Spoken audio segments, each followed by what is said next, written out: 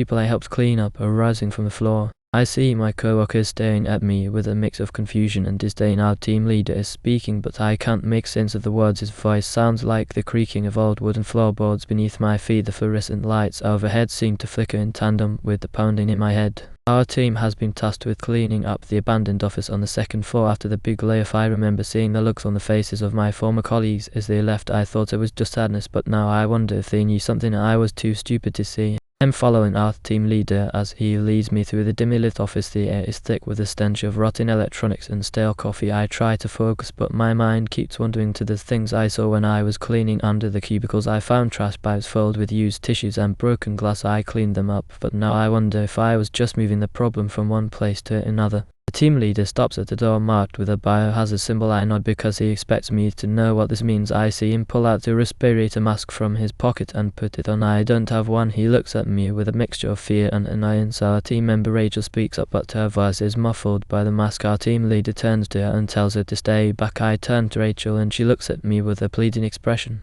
He leads me into the room. I see a row of biohazard storage units lining the walls. They are labeled with dates and some sort of tracking information. The team leader points to a unit with a date in the past month and tells me to open it. I hesitate because something feels off, but I have no choice. As I remove the seal, I hear a faint gurgling sound. I feel a wave of nausea wash over me, but I force myself to open the unit. I see a bunch of used biohazard bags filled with some sort of murky liquid. They are covered in sticky notes with my name on them. I feel a chill run down my spine as I realize that these bags weren't just randomly labeled. I hear the sound of my coworkers laughing outside the room. It sends a wave of fear through me because I know they are not laughing at a joke, they are laughing at me. I try to open the door, but it's stuck. Our team leader is telling me to move the bags. I try to, but they feel heavy and unmovable. The door bursts open and my colleagues flood into the room. They are all wearing biohazard suits and masks. They look at me with a mixture of fear and disgust in their eyes. Our team leader is speaking, but his voice is in the distance. I feel like I'm being pulled away from reality. I hear a scream from somewhere outside the room, but it's cut off abruptly. I look around frantically, but see nothing. I try to move, but my legs feel heavy and unresponsive.